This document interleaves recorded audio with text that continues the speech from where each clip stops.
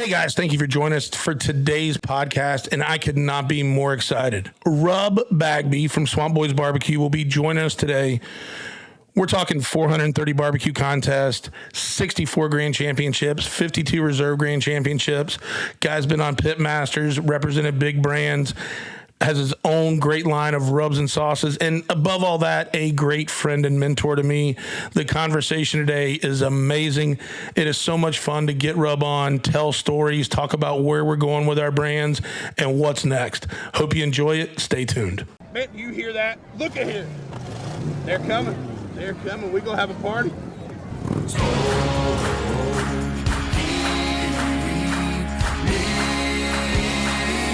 I'm talking good on barbecue. Welcome, everybody, back to the Old Boy Podcast. And today is one I have been waiting for. My buddy, my mentor, the Godfather of Florida barbecue, and just an all-around damn good human. Rub Bagby, good to have you in the studio, bud. Thank you, brother. That's a hell of a nice intro. I appreciate it. Every bit of it's true, and you paid me well, so we got you covered. Thank you. But we'll kind of get right into it. I had the opportunity to meet Rub back. My competition barbecue journey started in 2007, and I think Rub will confirm this. We were probably more of a drinking team at a barbecue contest than a barbecue team, but we loved it. Like, there was just something about it. First contest I did was in 2007. I think it was August. And I think it may have been like a one and done that they did over at Silver Spurs Rodeo Arena. I can't remember doing too many of them. But I always tell people that we entered the backyard division. There was 9 teams. We finished 7th and lost to a troop of Boy Scouts.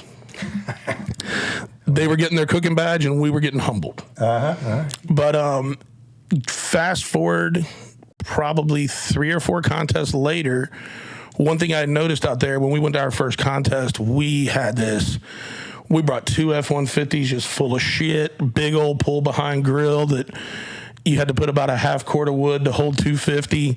But there was something about getting out there and meeting the people and the camaraderie and, I cooked a whole fucking chicken, Rub. Yeah. And then tried to part that bitch out and get it in the box. Well, you were feeling it. Yeah. And, but one of the things I noticed in walking around talking to people was equipment. You gotta have good equipment. And back then, you were working with the original Stump, with Stumps McDowell. And for you guys that don't know what a Stumps is, he had a couple different grills, but the one that I bought from Rub, and I know we've talked about it this day, probably one of the best competition cookers ever, was those Stumps maize cookers. Yeah, those were, like you said, those were early on. He had his gravity feed, but for those of us who didn't have much money, he put out the maize smoker. It was cheaper for him to produce. But once you figured it out, man, that thing will flat out cook. It will, and that's one of the things I liked about it. And so for a maize cooker, for you guys that may not know a lot around barbecue and pits, think of like a refrigerator, double wall insulated all the way around. And instead of a bottom freezer, you've got a bottom firebox, and you just set your it's a big maze, and you set your charcoal and your wood. I know you taught me how to set it up, but you kind of start, you want the same level of charcoal all the way through the maze, but then you really kind of stagger the wood towards the front of the maze because the meat's going to quit picking up smoke once it hits, about 165, and just kind of run from there. And Rub had one for sale. And I went and I looked at it and I was like, man, I got to have this. This is what we got to do. And Rub did make sure he had all the Swamp Boy shit off of it because he knew we had a bit of a reputation. But I would say that interaction and that, buying that grill from you and you teaching me how to use it, then I feel like kind of opened the door to our friendship, and one thing I'll say about Rub and the way that he's mentored myself and hundreds others is, and I think this comes from your 30 years of teaching too, is you would never give us the answer, but you would give very, very solid feedback and guidance, but you made us work and go get it ourselves. Has that always been your approach? Does that come from your teaching? Does that come from your upbringing? Like, what is that? That's a good question. I know I wanted, in the barbecue case, I wanted to lead you toward the answer. And I wanted to, by doing it that way, I could, you could come back, give me feedback, and I could say, oh, no, you don't want to do that. You need to think about this way. And barbecue, there's 100 ways to do it. Absolutely. So, if you happen to go about it a different way than I did, I didn't want to limit you to doing things my way. I wanted to just say, here's where you need to be going. Let's see how you get there. And, come back and let's talk about it some more and just kind of grow from that. So we talk about this knowledge you shared. So let's take a step back. Where did your passion for barbecue come from? Like, what made you decide that competition barbecue should be a thing in your life? Man, that's a good question. I learned cooking and the passion for cooking from my mom. She got me into the kitchen as a toddler. I've got scars on my hand from where she was frying catfish and it splattered. Oh, that's how I could tell my left hand from my right hand. It had a scar on it. You're learning which hand is which.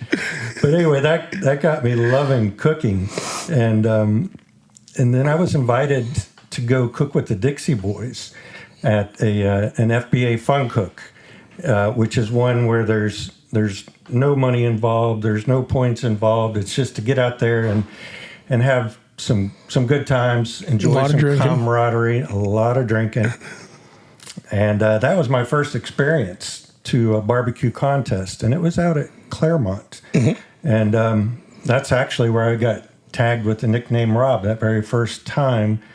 Dr. Barbecue, Ray Lampe, Joby, who introduced me, who invited me, they had all been in the brown water for a while by that point. And when I got there, he said, he kind of slurred my name. My name is Rob, but he kind of said, this is Rub. Ray heard it and he said, your name's Rub? If your name's Rub, I want you on my barbecue team. And it just kind of stuck from that point on. But I had such a great time with all the guys there and the drinking. But I mean, the drinking is just a part of the social, the camaraderie. And I didn't know these guys from Adam, but they brought me in like a brother, treated me like a long-lost cousin, and we just had the best time. And I'm thinking, I never experienced that before. Nothing like it at all. Well, and if you think about it, too, so that's probably 2003. So at that time, too, you've got, where you're at in your life, you got young kids, you got a wife, you got a career, probably not a lot of bro time. No. You know what I mean? No. So that being able to kind of be that outlet to where you get to hang out and doing something you love with people you respect and appreciate, I could see how you fall for it. I mean, obviously I did too. Oh yeah. Yeah. I mean, it was amazing. It really was. It's hard to put into words. Once you experience it, you get it. And it's, it's like a drug, I guess. Yes. Yeah. No, it's fun. And then, I mean, so you take that, you cooked with those guys a couple of times, didn't you? Yeah. I cooked with them for pretty close to a year. And when I say cooked with them, I didn't get to do any cooking. Dish bitch. Yeah, for sure. I was the 1, 2, 3. I was the fourth person of 3, or fourth person of 4. And my job was to set up, to tear down, to do the dishes, to take out the garbage, and to watch and to learn. Yep.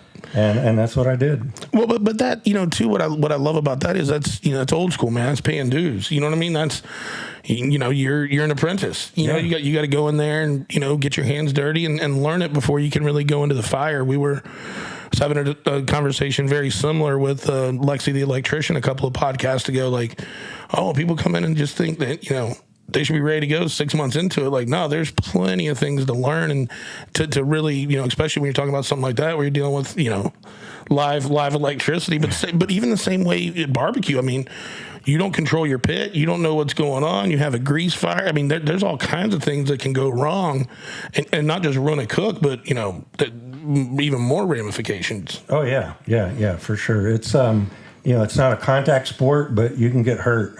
Yes. I've seen a lot of people get hurt. You've seen a lot. We're going to talk through some of your injuries there, fella. Yeah, I might have one.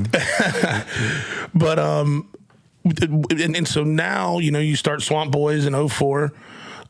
First, one thing that's always key to every barbecue team, especially if you're going to have longevity, is the name and where it came from.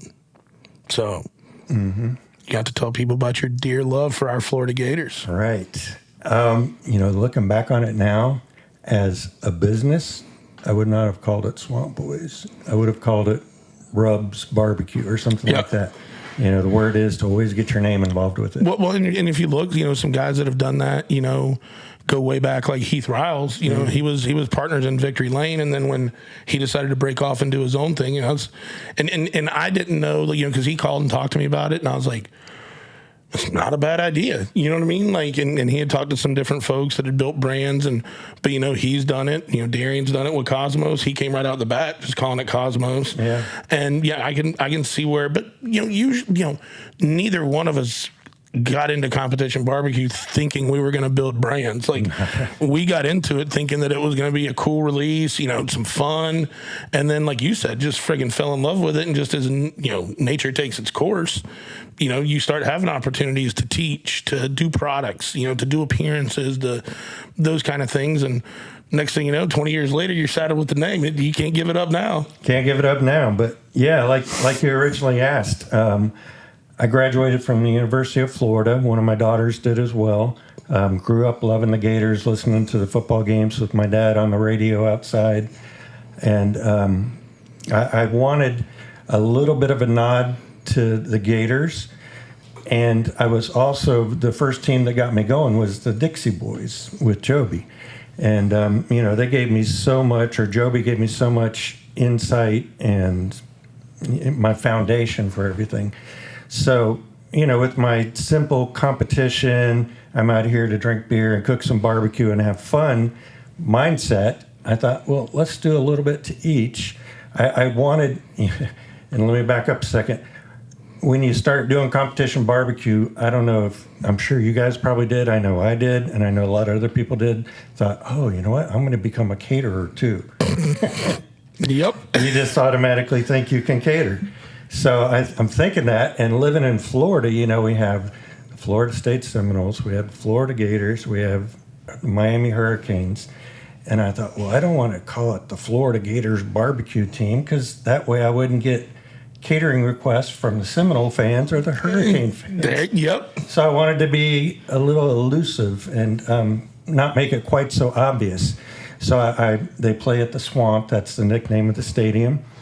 So I took a little bit from that. I took the Swamp, and then I took the boys from the Dixie Boys, put them together, and came up with Swamp Boys.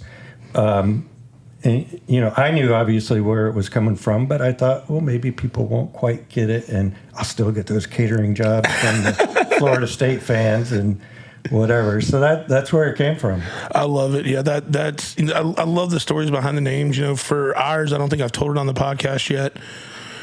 Me and Jared Hatcher, who founded the team together, sitting around after we got done on one of our consulting jobs. We got home a day early, and so Saturday night we got together, cooked, we listened to Country Gold Saturday night, thinking how do we get the old band back together, that lived together after college, and we stumbled upon the barbecue competitions, and I mean, that was the early days, dialed up internet. We pulled up the FBA website, squeezed the orange, and got ourselves in there, man. Right. Ricky Ginsburg, shout out. Saw the little dog running back and forth. Yes.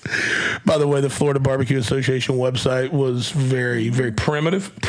Well, I mean, to be honest, for the times, it was great. Yeah. It was, yeah. So we found out what contest we were going to go cook, that one in August I told you about, and so we started trying to come up with a name. And Hank Williams Jr., Whiskey Benton Hellbound came on, and I just looked at Jared, and Jared's like, man, I think that'd be a pretty good name. I was like, well, why don't we drop the Hellbound so we can do church caterings, and we'll just call ourselves Whiskey Benton BBQ. So that's funny you brought up the catering part, too, because that's one of the things that hit our mind. Yeah. But one other thing in the catering business, it was the team was me, yes, for competition. So I thought, okay, well, it's going to be Swamp Boy. And then I thought, oh, catering, somebody's going to think, I'm not going to get any big jobs because they think it's one person. Yep. So I made it Swamp Boys, so they think it's a team. And everybody, I probably got asked 1,000 times, where's everybody else? I just see one person. It's a boy. So, man, I'm putting a big appearance up here. Exactly. I can handle it. And I love stuff like that because you just kind of think through it. And that's one thing I was going to bring up, and you kind of led us to it, so we'll continue. Being a one-man team at a barbecue contest, people do not understand how hard that is. And I know for you, like, when I met you, like, you had the trailer with the bat wings, which guys will have to try to find a picture, and maybe Rub, you still got a picture of the old trailer? Oh yeah, you have to send it to me. We'll post it when the podcast comes out. Right. But this trailer, it was a utility trailer, like a lawn trailer, but you had pimped it out, man. I remember, like, that was aspirations. I'm like, shit, man, I'm gonna end up building something similar to that because it worked well. You were able to get there and you had your smokers out and you were able to go. Yeah, and I learned to weld doing that. I didn't know how to weld. I still don't know how to weld. But it was funny. I didn't know any better, so I bought galvanized pieces of fencing to frame it out. And I didn't know that, if you weld on galvanized stuff, it puts up toxic fumes, which I mentioned earlier. My memory's not so great. That may be part of it. Fumes. I huffed a bunch of galvanized fumes, and I would get to a contest, and some of them were as far away as North Carolina, South Carolina.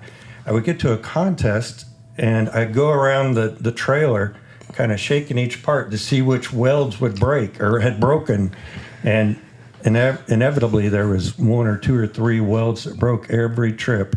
So I would get a ratchet strap and tighten it up for the ride home and try to re-weld it the next time. God, I'm lucky it just didn't fall apart and create a huge wreck. But you kept it all together, a little baling wire, some duct tape, and some ratchet straps, old boy. Yeah. So when you get into it, 04, by the way, congratulations on the 20-year anniversary of being around. That's unreal. And some of the stats for Rub, 430 contests, and I would say, Rub, we could say those were probably mostly within like a 15-year period. Like the last 5, you haven't ran as hard. Right. But I only say that to make it more impressive. I mean, there was years. What was your? I can remember years where you were 30 plus, like back to back to back. Yeah, I think my probably biggest year was about 35 and hitting 6 weeks in a row. Yeah. And people don't understand that, especially as a one-man team. Like, because I would say to properly prepare for a barbecue contest, it starts on Tuesday.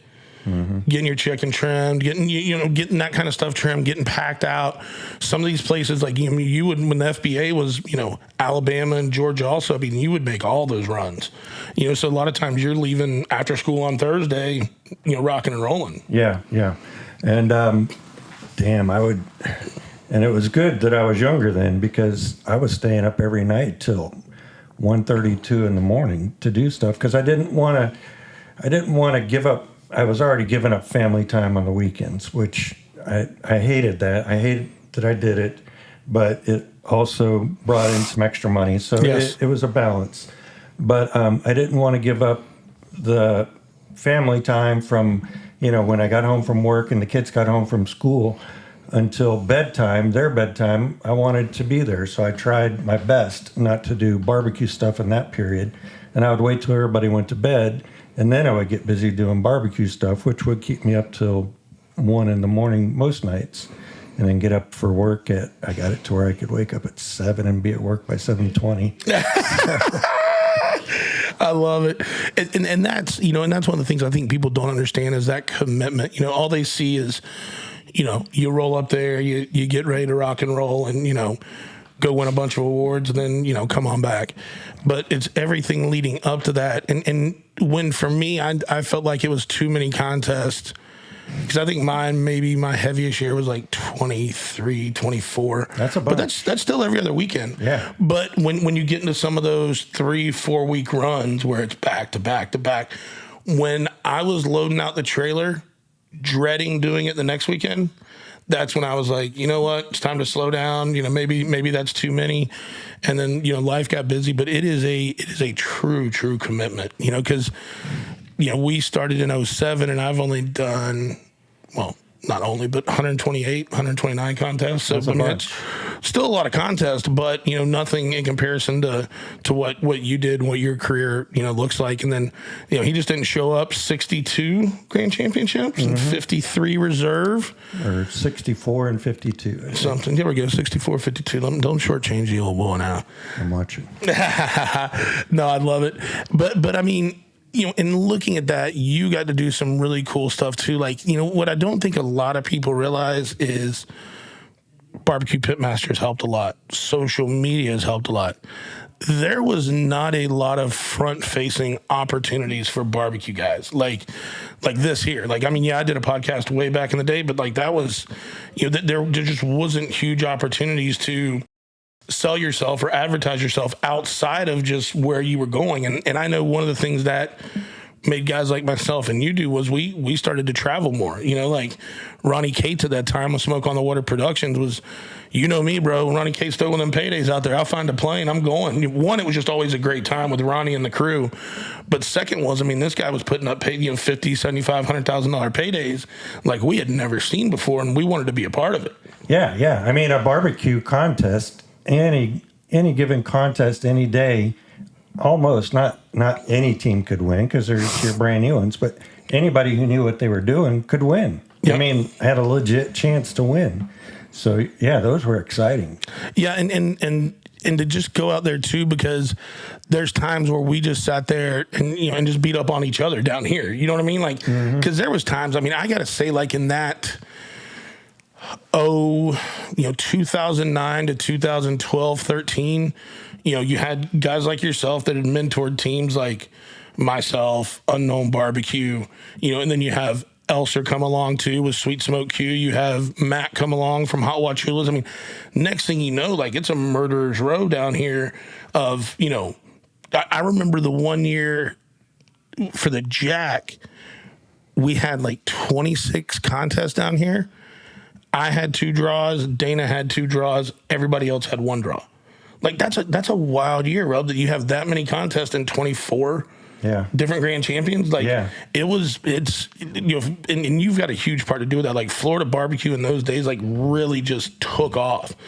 And you still had great teams come in behind it. Tim Malloy, Backyard Bro, like so many guys that got spawned out of our generation, if you will. Right. And still, plenty of great cooks out there today. But to me, that was one of the coolest things is when we would all get together. I like to travel. Elsa would like to travel. You would hit some of them with us. And when we would all go together and just represent the IPC, Imperial Polk County. And, we were pulling for each other just as much as we were ourselves, Oh, definitely. Yeah. Yeah. And if we could all be set up in a compound together. We did it. Holy shit. That was fun. It was so much fun. Those are the days I just go back and just smile and think about because they were so cool. So as you're growing this thing, when I was getting started, the only 2 resources there were, besides just, talking, with other people that have been in it, was the Barbecue Brethren, which was a message board that was more geared towards the backyard cooker, but also had some competition pages, met some sled neck, met some really cool guys on there that ended up helping me out when I wanted to go cook in New Hampshire or PA or wherever, great dudes. And the other one was Chatham Artillery did a Adobe ebook for $4.95. So I bought that. I just stayed on the brethren like a mug, and I took every morsel of information I could take from you, and that was real. And then just practice. Yeah. It's like anything else. It's reps. You got to get the reps, and there's no amount of research, class taking, any of that shit you can go to, and everybody can hand you the handbook. But until you actually go cook those recipes, know what it's supposed to look like, know what it's supposed to feel like. And that's one thing when you started doing classes, and the evolution of classes to me was huge, right? Because now you can really take the learning curve off. But one thing I always liked about, your class was you really focused on the technique. Like you kept your current flavor profiles to yourself. You did provide us with flavor profiles that had won, but you really wanted us to focus on, like you always said, like the rubs and the sauces, those are all interchangeable. But understanding like how if you have a super salty rub, how does that react to the meat? If you have a super sweet rub, you don't want to go as heavy on the bottom because you may end up scorching. You know what I mean? Like some of those things where, that's tribal knowledge that you're able to pass on immediately, especially to some of these new folks. And for me, one of the coolest things was being part of that inaugural class that you had up in Live Oak. We just had a great time. There was probably about 25, 30 of us. Yeah, quite a few. And it was just awesome. It was so much good camaraderie. And then when you go back and look at that team picture, so many good cooks came out of that class. And that leads me to a story we got to tell. Is it it's the time. one I'm thinking of? It's time. God dang it. I needed some glasses. We need to really have a brown water for this. Or we can just go from the bottle. Rub Bagby, I like it. Some of this 5.9 whiskey here, old boy. I'm looking forward to you trying it. Let me stretch out first. Oh, man. That's tender as a mother's love right there, old boy. Okay, I'm in. Don't want you to pull nothing. It smells nice. Oh, you're going to love it. It's nice and smooth. Wow. Yeah. No, it's sneaky great. So our buddies at Trollco came up with this whiskey, got it out on the market. Uh-huh. Well, hey, I'm gonna leave her right here. We can. I like that. We can have some more. All right. But so go to Rub's class. Me and Matt Van will be on this podcast at some point in time. And gotta have him. It'll probably be 2.5 hours. I don't know if I'll get a word in edgewise, but I love Matt Van. Matt is just probably one of the unique, coolest dudes you've ever ran into. At least twice a day, he's got a new business idea. And they all work. Yes, but there's no one more fun, harder working to just be around, So me and Matt come to your class, and there's a contest the following weekend called Pig on the Pond in Claremont, Florida. I had already, and they can only fit 30 teams. So I had already tried applying, and they had already sent my application and my check back and said, we're full. And it was usually there was no openings for anybody new. It was usually the teams that were in already from the year prior, and they just rolled over, and there was no application process for the most part. Yep, and I found that out the hard way. So, and when we went to Rub's class, we had not won a grand championship yet, but we were like around the top 10 all the time. And we just needed that wisdom, that guidance to kind of those small things to move it up. And I took that class super serious. Like, I think I came back with like 37 pages of notes, and then I put it all into Visio diagrams, and it was crazy. But that was just the way that I process and think about things. So me and Van are just excited coming back. We got about a 3-hour drive home from Live Oak, and I'll never forget we stopped at a Shoney's, R.I.P. Shoney's, and we're eating, and I'm like, man, dude, I really want to cook next weekend. Like, we got to figure something out. Like, I want to go cook this contest and see like if this got us there. And I'm like, and Van's like, but it's sold out, right? I was like, yeah. And he was like, all right, let me think about it. So I'm like, all right. So come Monday morning, this is on Sunday, we drove back. Monday morning, Matt Van calls and goes, hey, the contest organizer's about to call you. Just go with it. And I'm like, oh, and literally 2 minutes later, phone rings. Hey, Chad, this is the contest organizer. I just got off the phone with Jeff Stevens from foodblitz.tv. And he said they were planning on coming down to shoot a pilot episode of you guys at my event. But you said they were going to have to cancel because you couldn't get in. I'm like, yeah, that's the truth, Cheryl. And she's like, oh, man, then I would, here's what I would love to do. She's like, how much space do you need? And at that point, yes, please, thank you. All right, after we already swigged out. Awesome. Thank you. Here we go, Rob. And perfect time in Claremont story. We're good to go. Stir it with our fingers. Mm-hmm. There's going to be no stirring. Remember you did that on Charlie Belcher? I do. I can't tell you how many people came up and bought food and said, where's that guy that stirred the sauce with his finger? Brother, cheers, man. Cheers. Love you, man. Love you too, old boy. So Cheryl says, well, how much space do you need? And I said, I just had this 20-foot lawn trailer. I was like, we just need that and maybe about 10 feet to operate in. And she said, okay, bring your entry fee and we'll see you on Friday.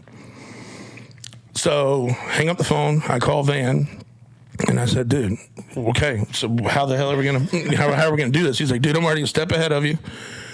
I called my brother. He's got a couple of stoner buddies that go around and film alt rock concerts. He goes, they will come do this for $100, all the beer they can drink, all the food they can eat. I'm like, because you know how it is with leftover comp stuff. There comes a time you don't want to eat that anymore. You're done. I'm like, dude, I'll feed them boys, and we always got beer. Perfect. And, well, wait, where were you set up? They set us up right behind the beer garden, which probably was not a strategic move. I mean, it turned out awesome for us, but so they put us behind the beer garden. We're like, holy shit, this is going to be great. So Saturday morning, these boys get there early, and they look like they just got off the plane from LA, like skinny jeans, pointy shoes. I'm like, dude, these guys look the part. Yeah. And we go around for the whole entire day acting like we're filming a TV show. I don't even know if they had fucking film in that bitch. They got the guy with the camera on his shoulder. Boom mic. A boom mic. Didn't it have like a sock on it for the windscreen? So we kind of like took, it wasn't a real boom mic. We had taken the base off of a regular mic stand.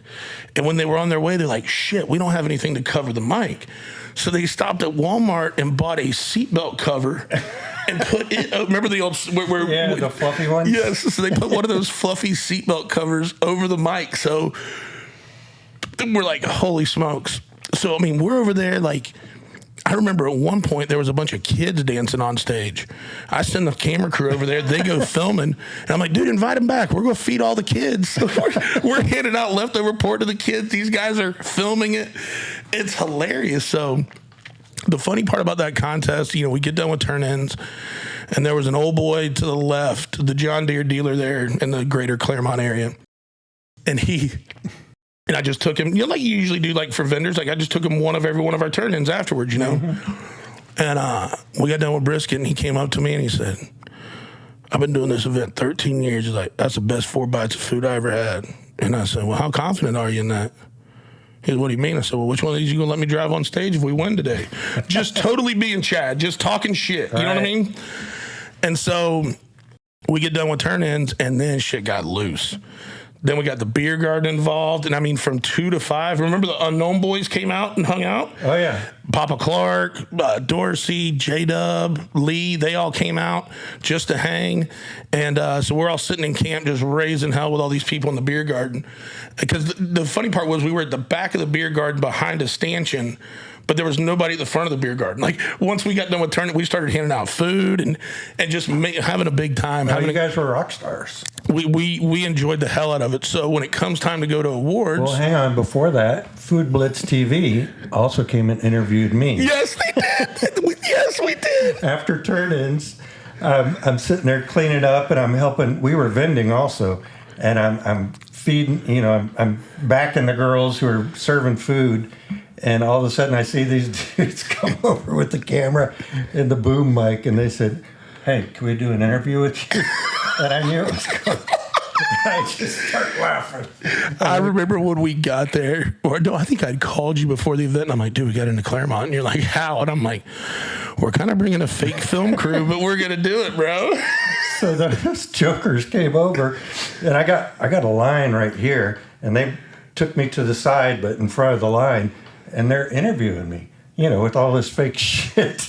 And I'm inside, I'm just busting a gut, laughing my ass off. Even down to the point, I remember I had printed off, I went on Word, Microsoft Word, and I had put, hey, I need a consent waiver for film. You remember? And I had like 20 of them printed off, and like, if we'd film somebody, I'm like, hey, can you go ahead and sign this? We want them. I mean, we played this thing to the tilt. Oh, it was amazing. And you helped my vending that day. I mean, you know, when Food Blitz TV, Food Blitz whatever .tv, yeah, comes around and interviews you, people notice. And so they saw, oh man, that guy, look at, he's getting interviewed. He must got to be a big deal, yeah. So let's go line up in his line. Fuck, our line just grew and grew as I'm getting interviewed by Food Blitz TV with a freaking safety belt fuzzy microphone cover. That's the best, man. Oh, it's so awesome. And so we go to awards, and the entire beer garden comes out behind us. Like, you would have thought we were the hometown boys. We're freaking almost 2 hours away from home. Yeah, you guys had a huge cheering crowd. Yes, that's what happens when you feed people and give them free beer. Yeah. And so we go up there, and let me see if I get this right. We did. So the way they call competition barbecue, for y'all that don't know, is chicken, then ribs, then pork, and then brisket. And I would say, wouldn't you say, Rub, the general rule is brisket's the toughest category to master. Chicken, you see a lot of teams, do well because you can kind of get away with a little bit of a grilled / smoked chicken. Right. So chicken comes, I think we had a fourth. Ribs, I want to say we had a first, pork a second, and then brisket a first. It was there was no doubt in anybody's mind. But when we get that first place brisket and walk off the stage, I look back and the John Deere rep is standing on top of the gator waving the keys. So I'm like, shit, I got to go out. So I walk back there because I know we probably won the contest. So we're going to get called back up for grand champion. I'm elated because I've never had that many first places in a contest. It was awesome. I walk back there and he's like, everybody knows we got the lawnmower. Everybody knows we got a gator. Nobody knows we have this new mini gator. And I'm like, cool. And he throws the keys in that thing. He's like, here's forward, here's reverse. Let's go. Now, one thing that I was not aware of at the time was a child had gotten hit by a UTV the year before at the event late at night. That was not part of what I knew at the time. I didn't know that either. That'll actually be a little key later. So, man, I start pushing this thing through the crowd, and I get about halfway there, and I look at Papa Clark from Team Unknown, and I'd asked Van and Jared if they wanted to ride. They're like, no, man, we're good. I was like, Papa Clark, you want to ride this thing up on stage with me? He's like, hell yeah, I wouldn't miss the opportunity. And so they call Grand Champion Whiskey Bent Barbecue, and I just veer that thing up there, and you could tell the organizer's like, oh, shit. And she goes, it's a hot mic, and she goes, Chad, you got anything you want to say? And I took that mic and I cut the best 2-minute wrestling promo for Rub's Barbecue School. I'll tell you what, guys, a week ago, we were down there on the shores of Live Oak and Rub was taking us to school. You guys have seen it enough. I was just a top 10 team, but look at me today, 2 first place, grand champion. If you haven't talked to him already, you need to go get with Rub Bagby and talk about that class. It'll change your barbecue life. I'd pay $1,000 if anybody's got that clip. Oh, that clip, because I remember that was so genuine. Oh, it was so awesome. So awesome. And it was, man, I had been chasing this thing for so long, and then your guidance and help and me taking that information, me, Matt, and Jared, and doing everything we could with it. It was cool to kind of do it the way we did because it's a hell of a story. Oh, my God. But at the same time, it was just this, I don't want to say not vindication, but just proved it to yourself. You know what I mean? I always had this in me. I just needed this and this. You know what I mean? Yep. And being okay with asking for help or knowing you need help and not feeling like you got to be stubborn and figure it all out yourself, you know? Yeah. Too many people go, I'll figure it out. Yeah. And they do, but it might take them 5 years. Yes. Yeah, no, that was super, super awesome. So we come off the stage, ordered a whole ton of pizza. That's a tradition. If you win a grand championship, you always buy pizza for everybody. But, man, the contest organizer was pissed. I took that John Deere up there. So I get yelled at when we get back there, and I'm like, screw it, whatever. No big deal.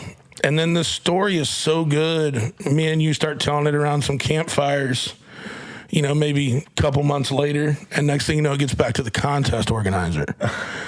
So the following year, I'm supposed to go back and defend, which she allowed me to do. And then I was never invited to Claremont ever again. But that was so worth it. Yes, it was. It was. Damn it. It was awesome. To me, it's my favorite barbecue story just because there was so many moving parts, and obviously the outcome helped make it what it was. Well, I mean, Matt Van's brainchild to come up with this. Who comes up with something like that and pulls it off? Yes. And wins a grand. Yes. Amazing on so many different levels. The only thing about it is obviously you want all the film after you see how it goes down, right?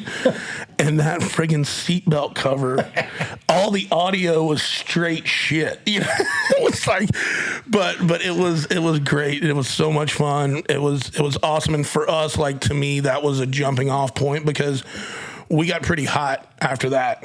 Oh, yeah. And had a pretty good little run. And but yeah, it was just kind of proving to ourselves that we could do it. And then once you get that first one under your belt, you know, and you got that confidence and you believe in your flavor profiles and your program, you can roll with it. Oh, yeah. You know what you're doing is right. You just have to execute your plan. Yes. And that story just it makes me so happy. Yeah. That will be one of my favorite stories in my life. I love it. It's amazing. I love it. And it was just so much, and it was just good, wholesome fun. Like, nobody got hurt in it. You know what I mean? Like, it was just, look, you know, there's a will, there's a way. You want to cook that contest bad enough, maybe you talk a little shit, make some things happen, you know? Nobody did. And no regrets. No. Nobody will ever pull off something like that. And like you said, nobody got hurt. No. It was just good, clean, busting my ass, doing what I have to do to have fun and prove my point, prove myself. I love it. It's amazing. So that one obviously will always be my favorite Grand Championship because it was the first one, the story that goes along with it. You've won 64. Is there one or two that are just super special to you? Oh, gosh. That's a good question. I'll tell you, prize-wise, that Felda one. Especially with you being a Gator fan. So back in the day, Felda, Florida, you've never heard of it. Yeah. It's south of us. It's known for palmetto berries and gator sprinkles. It's on the edge of the Everglades. Yeah. Well, actually, you go to the Everglades, and then you go like 20 miles farther. So you're in the middle of BFE. And that was a cool one. I never got to cook it, but remind me if I'm correct here, Rob. You did. It was the last KCBS contest of the calendar year, New Year's Eve. It was New Year's Eve, but I think it was the first because it was New Year's Eve. So awards came out on January 1. That was it. Yes. And it was KCBS, like you said, and a lot of big teams would come down. Yep. Johnny Trigg, Cancer Sucks Chicago. I don't remember all probably the others. Rod. I bet Rod did. I would imagine, yeah. Darren probably did. I don't know for sure. Byron came down, I believe. It was a big hitter. But yeah, I got down there. I just love old Florida. Yeah. I mean, God bless. I wish it was still here. I know. Old Florida, that is. Them big old oak trees with that Spanish moss hanging down. Like, yeah. Everybody always, when they think about Florida, they talk about beaches, this and that. Like, no, us old Florida folks, multi-generational, like, it's those dirt roads, it's those big oak trees, it's the Spanish moss. Like, that to me is Florida. Yeah. Being back in an old oak hammock and hearing the cichlids or whatever the hell they're called. Cicadas. Cichlid's a fish, isn't it? Yeah, it is. You don't hear them too often. I think I'm drunk. That makes it. Then we're having a real podcast. Yeah, we are. No, but old Florida is the best, and damn it if it's not going to shit right now. But anyway, yeah, you get down there and in the middle of nowhere, and all of a sudden there's a barbecue contest, and they had this trophy that ended up being a grand champion trophy. It was 6.5 feet long. Chainsaw carved alligator out of a slash pine tree, and they got this guy who does it, and I mean he does it as a GC trophy, and I saw that and I'm like, oh my god, I've got to win that thing. I've got to win that. But you go down with what you got, and you just give it your best.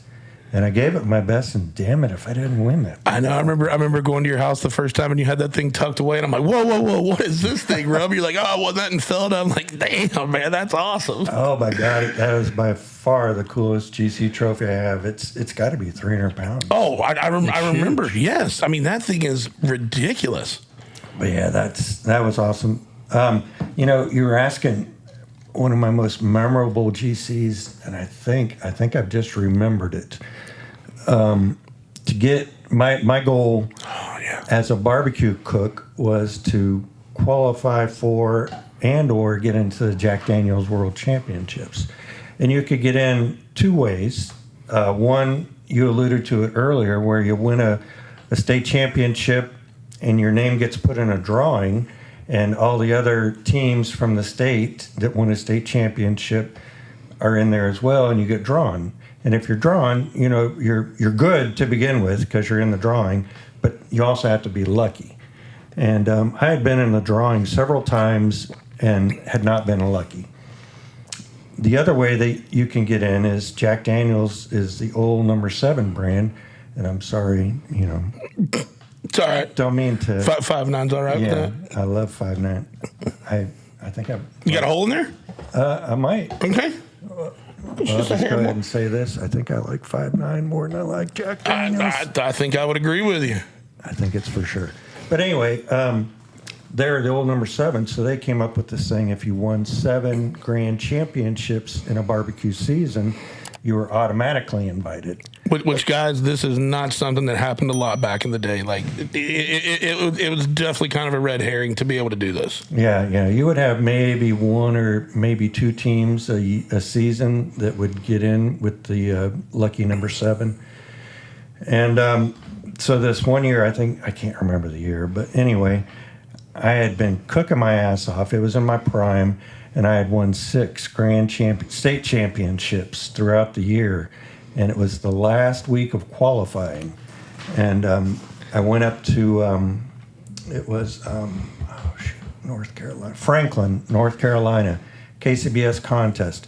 Actually, there was 2. It was back-to-back. It was Dillard in Dillard, Georgia, which is a beautiful place. And the following week would be Franklin, North Carolina, which just happened to be 15 miles away from Dillard. So we ended up making it into a family vacation. We would take our kids up there.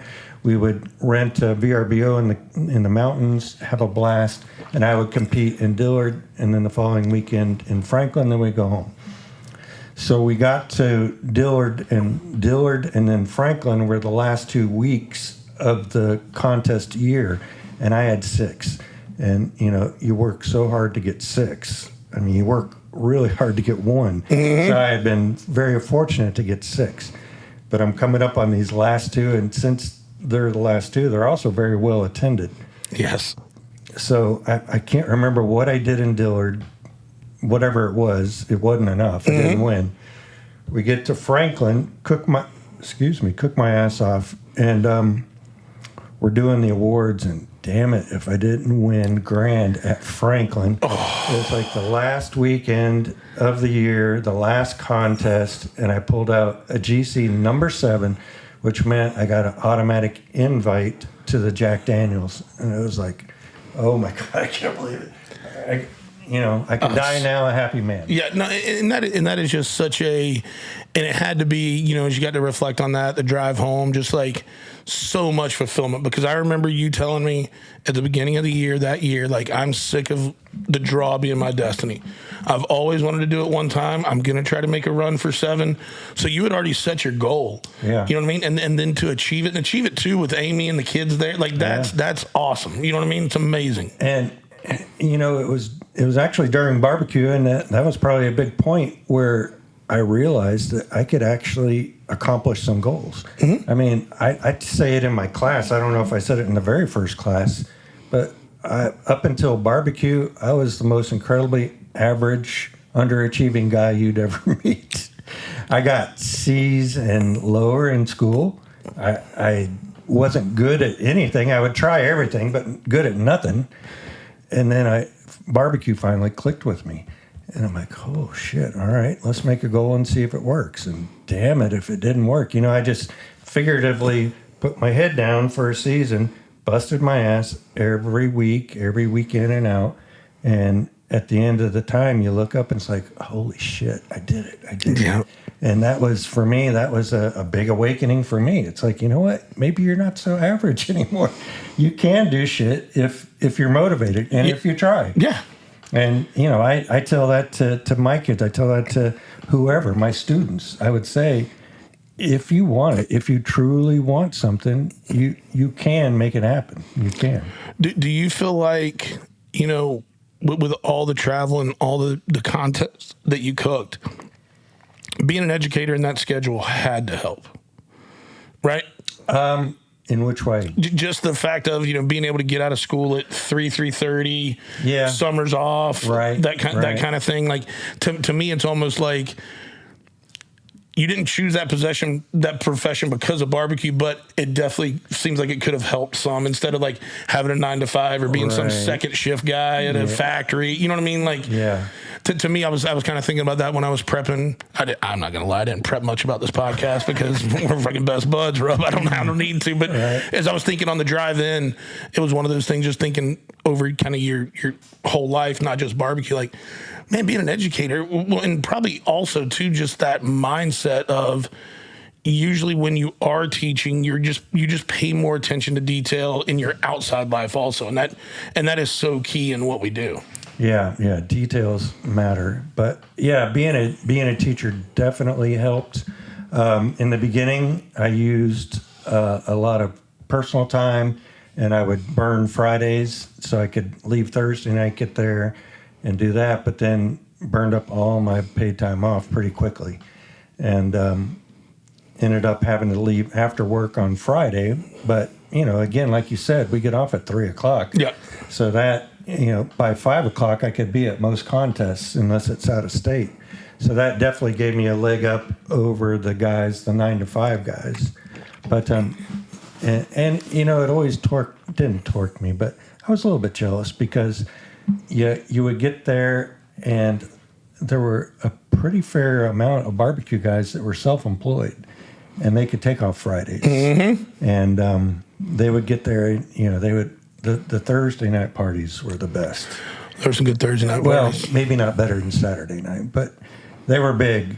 And I would, like our Winter Haven contest, I would go drop a trailer or 2 trailers off on Thursday, and I'd see everybody having fun. I'm like, damn it, I got to go back. I got to go back to work tomorrow. I just almost start crying in my truck. Like, but anyway, yeah.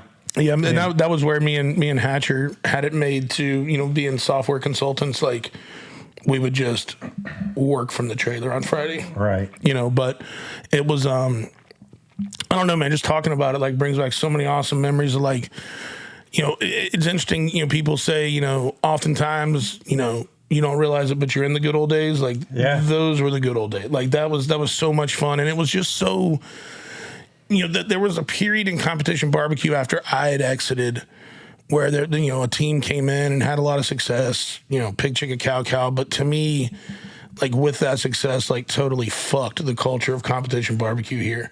Oh, you got to stay in your trailer. You shouldn't drink. Like, cool, man. That works for you. But I will tell you what, I've seen these 2 guys right here shit hammered, winning contests, walking away with checks. To everybody else, your method is your method. And like you said, to lead this thing off, there's 100 different ways to get to a grand championship. Yep. And it's all about your style, what you're comfortable with, what you think the judges want, that type of thing. So I don't feel, I'm not nearly as involved in it as I used to be. But I don't feel that same energy.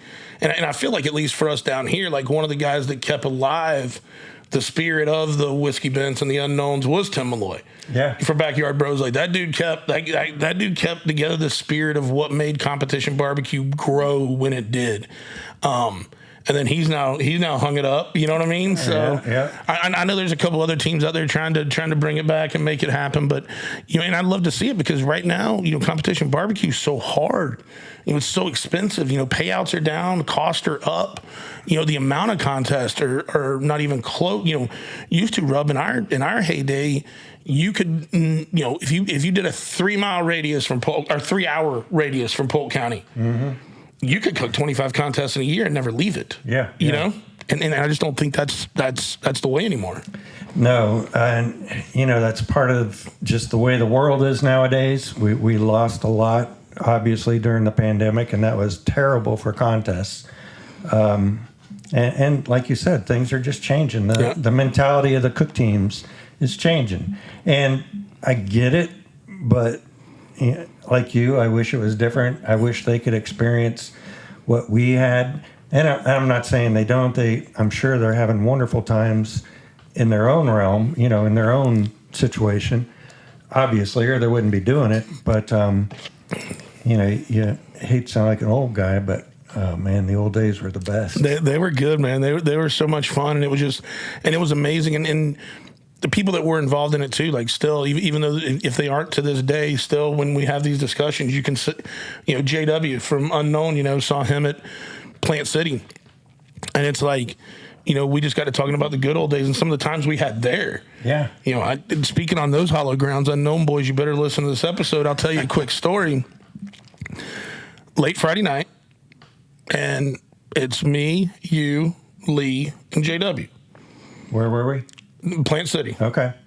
Back when I had the old black trailer. Mm-hmm. And we were all into it a little bit. Maybe. And you had sat down on my stainless table and maybe just taken a brief snooze. Maybe. I went into Spritz. I went out to Spritz and I come back and JW and Lee are gone. They left me with Rub just chilling out. So next thing you know, I at that time Rub had his red trailer, which, dude, for the one man show, you laid out that trailer so well.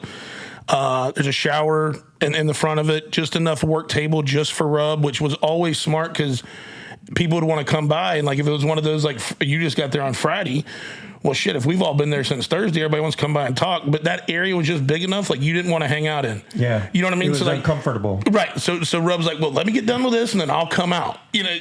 Genius. Don't know if you thought of it that way when it happened, but but it worked out well. It did. So I get Rub back over to the trailer. I'm like, shit, you don't even have your cot set up, old boy. Hold on. Get his cot set up. Get him in. I go back, sleep myself.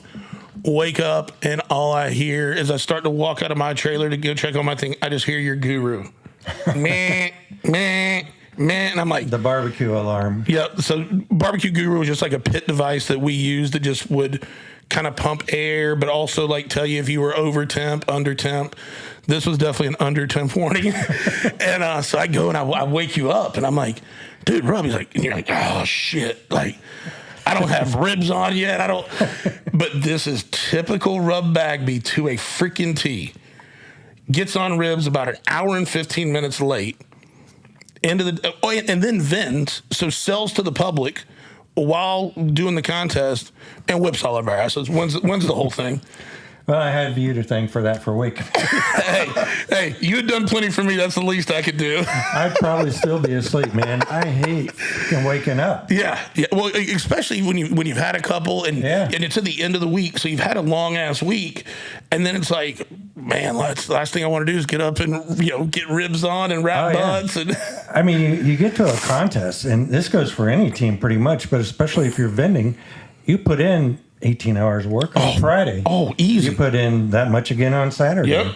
And I didn't want to wake up.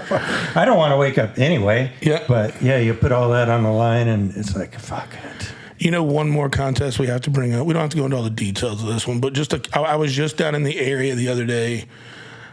Venice. What a great contest. Just Don and the Sertoma guys.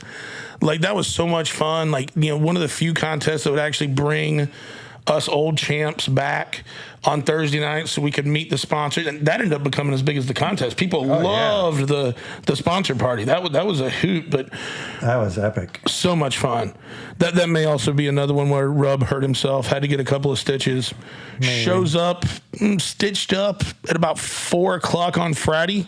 Yeah. Boat races all of us again. That was, I had, that was right about the same time Harry Potter came out. Yes, you. And he had that lightning bolt on his forehead. And you tried to replicate it. I kind of had one too. I showed up to the contest and I didn't have anything on it. And Ed, one of the organizers, says, "Oh, you got to go to the emergency room." And I'm like, "Come on, man. Let's just downplay this. Put a bandage on." He goes, "No, you got to go." And so we go, and he takes me in the emergency room. ER nurse or doctor is saying, "How'd you do this?" And I said, "Well, I had too much to drink." I said, I brought it on myself.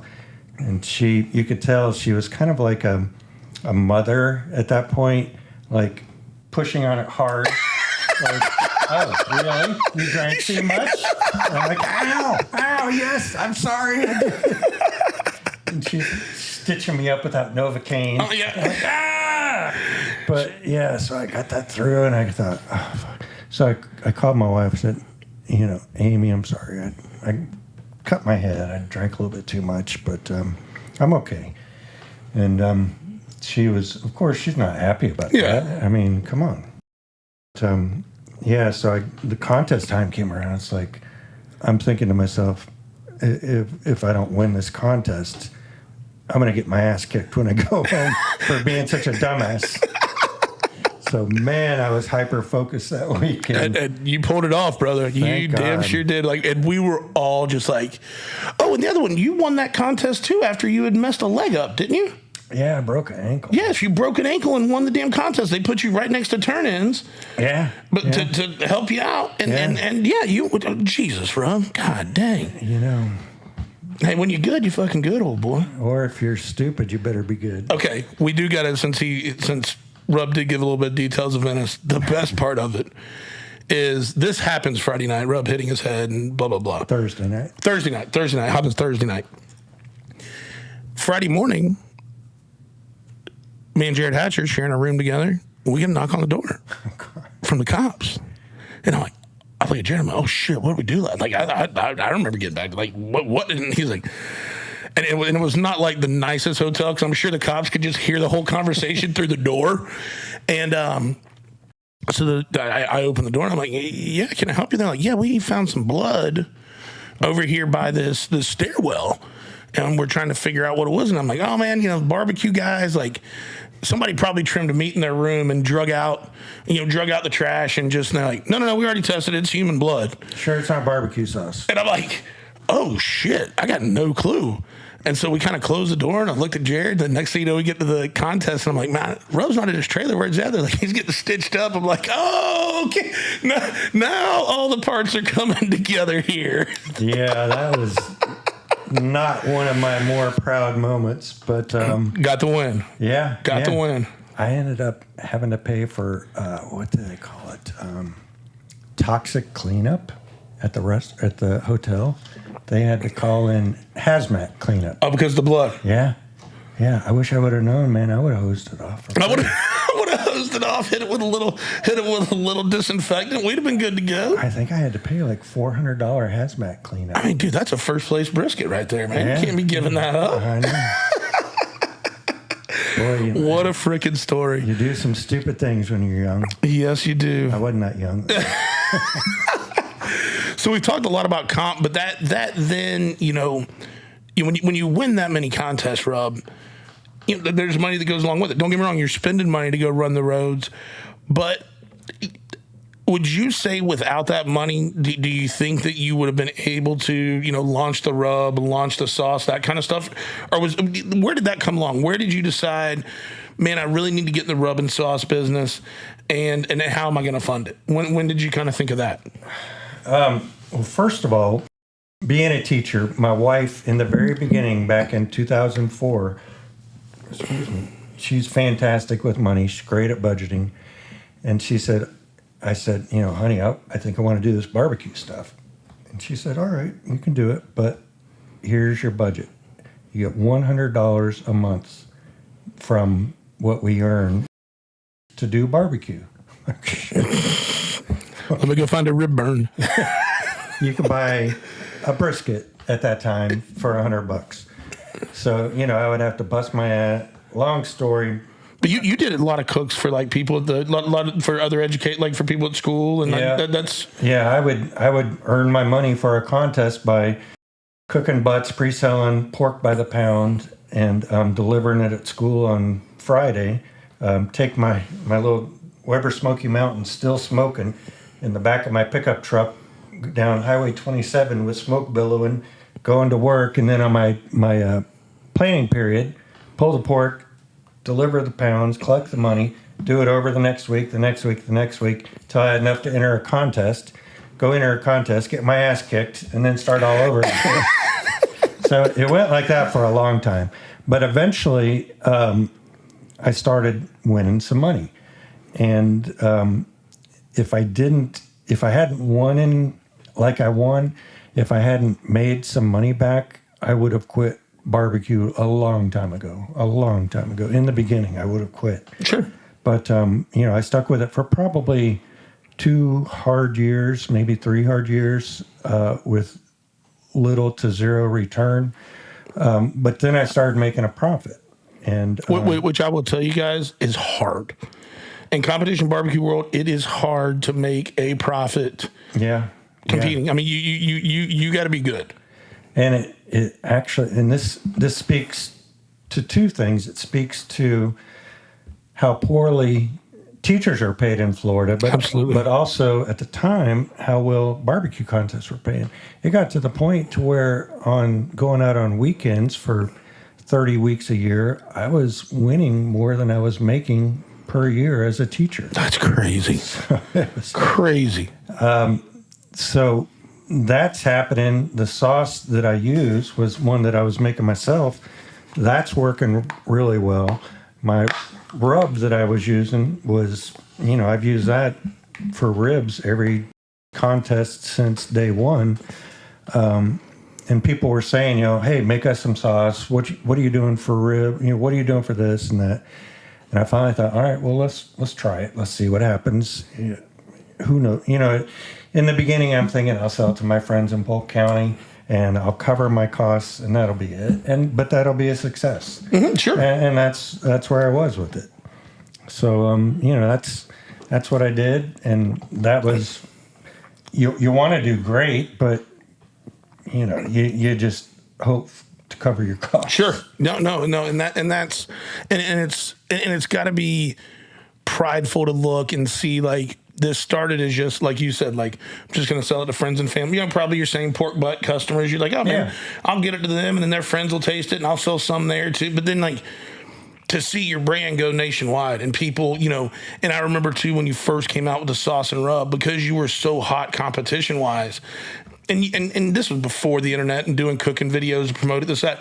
Just the fact that it had your name on it and your pedigree and what you had done with your resume, people jumped all over themselves to get it. You know what I mean? And that has to fucking feel good, Rob. You say that, and I didn't get it at the time, and I still barely get it. I mean, come on, Swamp Boys. I mean, we've won some stuff, but whatever. But yeah, it's very humbling when people do that, especially like I said earlier, Mr. Below Average guy. Yeah. Well, you're not below average anymore, old boy. I'm thinking, well, what the hell, sorry. And I'll tell you guys too, with rub seasoning, and then I like to do a little 75% Swamp Boys original, 25% bootleg, because I love, to me that bootleg of yours. I love a good vinegar sauce. Like I'll go direct with that on pork. Mm-hmm. I do that 75-25 on ribs. But that 100% on the pork, once you get it pulled, little finishing layer of seasoning, that bootleg over the top, just a little bit of that bootleg. I don't like over dressing pork, but I do like a little bit of sauce on it just to, we've ate so much damn pork in our day, Rub. You got to put some love on it to actually be able to get her down. Right, exactly. But yeah, no, I love those combos, and it's just it's one of those two where you look at it and it's like these are the kind of rubs and sauces that stand the test of time. You know what I mean? Like when I think about other rubs that we grew up using in competition, whether it was a 180 brisket rub, Sim Docs, Smoking Guns. Yep. I would put your rubs and sauces right there with it. 20 years from now, people will still be using them in their profiles because they just work. And one of the things you've always been great at teaching, and I remember to this day, you had told me before and you had told me in class, you're wanting to cook the best average barbecue. You don't want it to be, just you may love this blueberry sauce and your grandma may have won a fucking gold ribbon with it, at the county fair. But what happens if one judge hates blueberry? Right. And that's an extreme, but that's the point. But when it came to heat or sweetness, just make sure you're not offending anybody. The best average barbecue possible. And that stuck with me from the day you said it. And that's where I was always like, don't get too cute. Yeah. Yeah, it doesn't take a rocket scientist to win a barbecue contest. No. It takes a guy with great, average, non-offensive flavors. And you hate to say or think non-offensive and winning in the same sentence, but I mean, that's kind of what it comes down to. It has to be good, obviously, but like you said, if it has too much of this or too little of that, or if it's not balanced, people, you offend one person and you're out. You're out. You know, one thing we've talked about kind of this whole time is hard work and putting the time in and reps. And, you know, leads me to think about one of our sponsors of the show, Trollco. You know, blue collar, hard working mentality. Like, I think when I think competition barbecue, that's what I think. You know what I mean? Like just folks out there, you know, like we had talked about, so much of competition barbecue happens behind the scenes. But that's so blue collar, right? People don't see all the welds, all the, you know, fixing shit, this and that. They just see it show up. And to me, that's what I love about the blue collar personality. That's what I love about Trollco's, you know, supporting blue collar. Like, it just, and you know what? And that's one of the things. And looking at it, you know, I tell people all the time, it's like, you know, somebody asked me the other day on a flight, like, well, if you wouldn't have done this, like, what do you think you would have done? I'm like, I'd probably be some asshole senior vice president in a Fortune 500 company. Yeah. Like, and that would have just, yeah, it'd have been great, and I'd have probably made more money than I make now, but, like, that wouldn't have fulfilled me. Like, I'm living the life I want to live right now, and I'm enjoying the fuck out of it. You know what I mean? Yeah. And to me, and it's hard work, and it's blue collar, and it's, I mean, last week, I kind of had one of those pinch me moments, Rob, where it was like, I was tired of shit, but, like, cooked for the Tigers on Tuesday, shot a video with the Braves and cooked for them on Wednesday, flew to Colorado on Thursday that weekend, and then flew home. Like, if you'd have told me when we were starting this thing in 07, 08, that, like, that's what an average week in March would have looked like, I would have lost, you know, I would have been like, there's no fucking way, dude. But, and once again, it's hard work. You're away from home, you're busy, but, like, man, it's fulfilling, and it's, you know, where I want to be, you know, and that's, there's something about that, going to bed early because you just wore ass out. And a lot of people don't get it. They'll come up to you and they'll go, oh my God, you did all that? You're so lucky. I'm not lucky. You're not lucky. You fucking busted your ass for years coming into it, not to mention currently. Well, and that's what, there's no look about it. It's so funny you brought that up, because that's another conversation I had a couple weeks ago. And I was like, and you've got three, you know, almost 4x of this, but I'm like, you know, they're out of the 100 and almost 30 contests, probably half of those were just some fucking asphalt parking lot in some city where I was learning how to get lucky. Right. You know what I mean? Like, or like I tell people, you know, I was 165 pounds before I started this. You gotta eat some mistakes to get on, Rub. You know what I mean? Yeah, you do. Well, you know, the harder you work, the luckier you get. I definitely agree with that. And I don't know why that's not a T-shirt yet. It needs to be. Yeah. In the very bottom, put a little RUB underneath it. A little rub. Yeah. I don't need money. Just my name. Just a little love. Yeah. But in talking about barbecue and how it's kind of turned into business, you know, to me right now that you're retired as an educator, which, by the way, dude, I not only was Rub an educator for 30 years, but he was a special needs educator. And you know, the way that you always talked about special needs and taking care, like, there was a lot easier ways to be an educator than what you did. But, like, in talking to you about it, like, you're genuine. You and Amy both, right? Same school. So Rub's wife. She was a student there. That's a joke. I thought it was. I was like, God dang it, Rob. Like, I didn't think so. That was a joke. But she was not a student. But you guys took real fulfillment out of picking that's the place where you wanted to teach, and you felt like you could make those most impact with your career. We did, and I wouldn't have done it any other way. You know, teaching's tough. Wherever you teach, whatever you teach, it's very tough. But I learned early on that you know, not all gains, not all achievements have to be, you know, I got a 1600 on the SAT or something like that. You know, if one of our students, just for example, if one of our students, you know, in 6th grade or 7th grade was able to remember their address, that's a huge win. Yep. I mean, stuff like that, you know, everyday stuff that you need to survive, you know. Life skills. Exactly, life skills. My wife did culinary, and you know, she didn't get into any French fine dining. She taught them how to make dinner, how to make lunch, how to make a grilled cheese, how to do real life stuff, how, you know, so you can live a comfortable life and take care of yourself and not have to eat McDonald's every day. Yeah. So very, very fulfilling. We both loved it. It was super hard, but I don't think either one would do it any other way. And she's still doing it. She has, gosh, by the time she retires, she'll have 42 years. Wow. She's amazing. That is so awesome. Shout out to Amy. Cheers. Cheers. Got a little something in there, old boy? Mm-hmm. But now that part of your life's over, you know, when I look at it as far as Swamp Boys business-wise, you've kind of got 3 lanes you're in right now. You've still got the classes, which, by the way, hosted one here. Yeah. Whiskey Bent headquarters a couple weeks ago. Awesome venue. Thank you. No, it was man, it was one of those, you know, I'm not going to lie, Reb, when we opened this place up, I got emotional a couple of times. You know what I mean? Because, you know, you think of that 900 square foot storefront in downtown Lakeland where it all started. But then to come in here and like this was a shell and, you know, we built it out into what we wanted and have our own seasonings, you know, produced right behind us. You know, that beautiful kitchen class area that you got to use. The store looks like the store Nicole and I always wanted. You know what I mean? Like it was just like, damn, man, it's starting to pay off. And don't get me wrong, I pay for that shit every month, and it's expensive as fuck.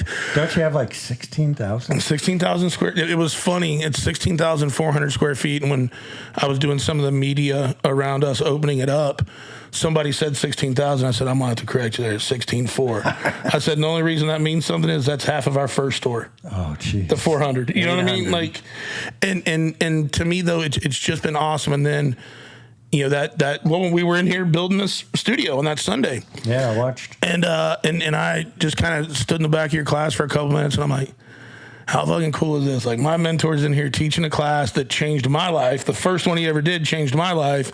And now he's in here in my place, you know, teaching it and having a great time. And it was just, it was really fulfilling, man. It's awesome. Full circle. It is. Circle. I love it.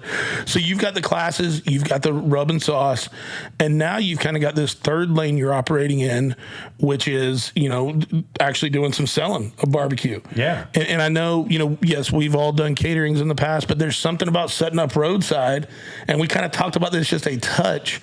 But, you know, what are some of the challenges you've seen, like, in doing that? And first off, you've got a great name, especially here in these parts. So you've already got a huge leg up on most guys that are going to get out there. You know, honestly, you would think so, but I found out, you know, when you go to, we go to local breweries or local bars to set up most of the time. Nobody knows me. Nobody knows Swamp Boys. Well, some bitch you need to know. I'm having to start over building my reputation again. I mean, not that I had a bad, you know. Right. I just have to. And I can see where you're coming from. It's a different set of individuals than, yeah. It's a reintroduction.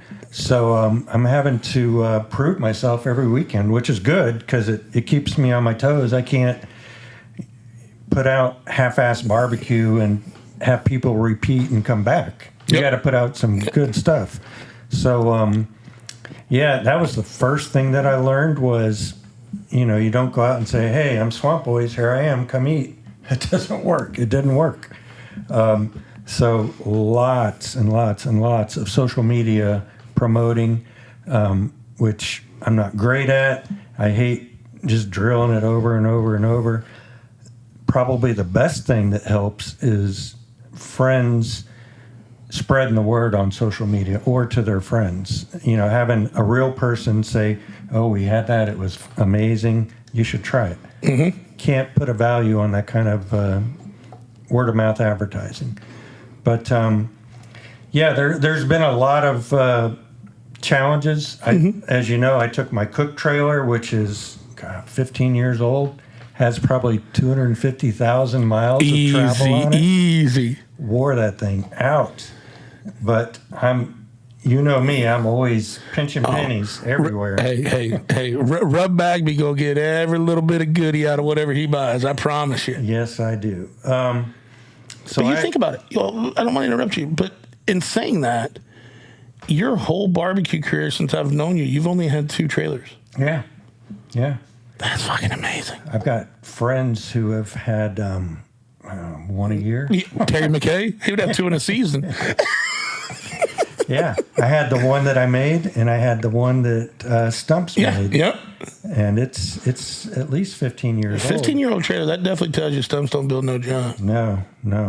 And I ripped it out. It was kind of, I almost brought a tear to my eye ripping it out because it was like my little bachelor pad. Yeah. My little studio. Now you had to share it with everybody as a vending window. Yeah. It killed me. But yeah, I stripped it out. I, along the blue collar idea, I don't have money to pay people to come in and do my electrical work, my paneling, my plumbing, my this or that. So I hit YouTube, I contact friends, how do I do this, what do I do? And I got out there and I busted my knuckles and I breathed in 10 tons of dust and cut myself. I did everything. But I humped through it, and I got a pretty badass vending trailer now. Well, and you gotta, when it's all done, and you look at it, the sense of accomplishment and pride, like I did this shit myself. Yeah. You know what I mean? It's fucking cool. Yeah.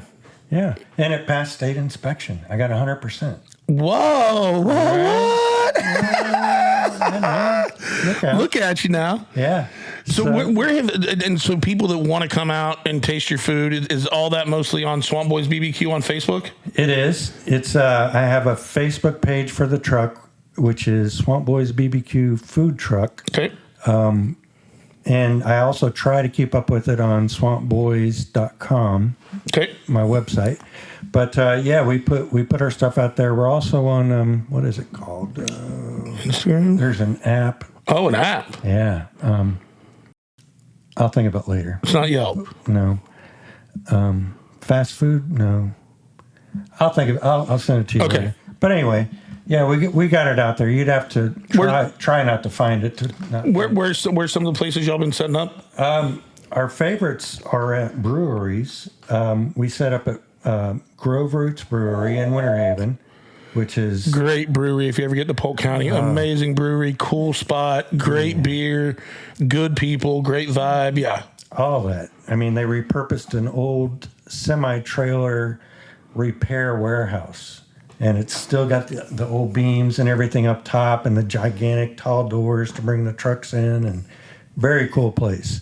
And so I feel that's my favorite place. I love them all, but that's me being Winter Haven, them being Winter Haven. We're all right there. It's a fun place. Another place we'd go to is Front Page Brewery in Bartow. Yeah. Another, any place in Polk County I love. Have you ever talked to Swan here in Lakeland? I have not. We know the owners pretty well. I think that would be a good spot for you. All right. So I'll see if I can get the introduction to you and Dan or you and Chris, both the day-to-day guys there. Yeah. That I think you'd be an awesome addition to get in the mix there. I would love to. And you're trying to do it, what, Saturdays? We do one day a week. Okay. So even if you get like a Friday night there, you'd be fine. It could be a Friday. It could be a Saturday. Sundays if we have to, but we try to do family dinners on Sundays. Sure. But, one day a week, which I know is hard as a food truck because the more you're out there, the more you build your brand, the more people try it, the more they want to come back. So it's a little bit tough one day a week. Yeah. But, you put out good food and they're going to remember you. Well, and my thing is, too, like, in that purpose, if you just got a meeting with you one time a week, that's fine. You know what I mean? Mm-hmm. And it kind of makes them want for it, look for it. You know what I mean? And I know vending wise, at contests you always did. So I want to talk a little bit about the menu that you offer, but I know you always were kind of one of the big redneck Sunday guys. Mm-hmm. Do you do that on the food truck and explain to the folks what it is? We do. We I don't know if you've heard this, but actually I'm the one who brought that to Polk County. That came from Barnesville, Georgia, probably 18 years ago. I was up there at the contest and I saw these people selling this cup, clear cup with baked beans in the bottom, coleslaw in the middle, and pulled pork on top. And it was a meal in a cup. And I thought, it's perfect festival food. Perfect. Oh my God. So I brought that down. I told my wife, and she's like, I don't know. But anyway, we tried it. It's a hit. It's the barbecue Sunday. And it's, to me, it's not our best seller. Our best sellers are meat platter meat lover's platter, but it's right up there, and it's it's a meal in a cup. You can walk around, eat, get all the best flavors, and if you're one of those people, I pissed somebody off on what's TikTok. I put up. We have a cool video that somebody did of our vending girls, and they said, "Hey, tell me what a barbecue Sunday is," and they did their little thing. And this guy, this had to be a kid, responded, "Oh my God, that sounds disgusting." And I put, "Well, if you still have to have your food, put it in little separated things by your mother, you probably wouldn't like it." And he goes, "Oh shit, I'm getting hazed by he thought it was the girls saying it, by old ladies." It was funny. Oh, I love it. And then, dude, the one thing I've always enjoyed of yours, man, you cook a hell of a rib. Oh, damn. Just simple as can be. And I tell everybody in my class, tell anybody who asks, it's my rib rub and my sauce. That's all it is. But there, too, though, Rub, there's something about just a well-cooked rib. Like that release off the bone, but doesn't fall off the bone. And just that smoke and the pork. Like, to me, there's two things still from the comp lineup that I have no problem eating. Mm-hmm. Brisket and ribs. Yeah, I'm with you. Pork, chicken. There's enough. Nicole and all the others want to eat comp chicken. Have at it. You know what I mean? Like, yeah. But to me, I can still appreciate the hell out of a good rack of ribs and a good brisket. Yeah. And our ribs, they're the biggest seller. I mean, I don't doubt it. So how many slabs will you cook to go out for a? It's not like vending. Mm-hmm. Vending for the weekend, we might do 120, 130 slabs of ribs. I got a number in my head. I want to see how close I am. All right. So it's usually a 4, maybe a 5-hour window that we're out.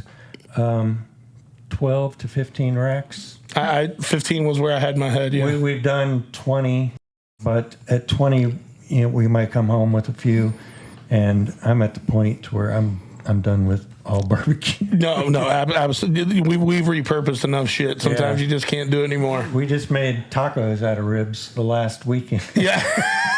It was actually pretty good. I love it. Well, Rob, we even ran 25 minutes over, and I'm not going to apologize one bit about it. I don't feel like we even really scratched the surface. That's why I think we're going to have you back. I'm in. But this has been so much fun, and I wanted to do this podcast kind of early into it because I knew just me and you talking would give people more of an insight into my background and who I am and kind of where I've came from. And man, I can't thank you enough for the friendship. Like this here, you talk about just like how it's just easy to connect as old friends. You know what I mean? And you always have been such a big supporter and just one of those friends that we don't talk every week, but when we do talk, it's meaningful, Yeah. And to me, that's the kind of friendships that I just will always cherish and mean something special to me. Same here, brother. I feel like I got the better end of this friendship. You're an amazing person. I've never met anybody like you. And Rub, the cool thing is you've always just been so supportive. You know what I mean? Like, and to me, that's cool. It's just a testament to a good person, a good man. But thank you for all of it, brother. I really do appreciate it. I love you. You're welcome, man. I love you too, brother. All right, guys, with that little Taster's Choice moment, we're going to wrap this up. Another amazing Old Boy podcast. Thank you all so much. You got a little bit in there so we can... I do. All right. Cheers. Cheers. Finish it up. Hey, you guys, we'll catch you next time. Thank you so much for tuning in. Thank you so much for listening to the Old Boy podcast. Please subscribe, like, set your notifications, whatever you got to do to make sure you're getting the latest episodes. Also, feel free to go back, whether it be YouTube, Spotify, Apple, get some of the past episodes, check those out, and always feel free to check out our socials, Old Boy Podcast. Thank you so much.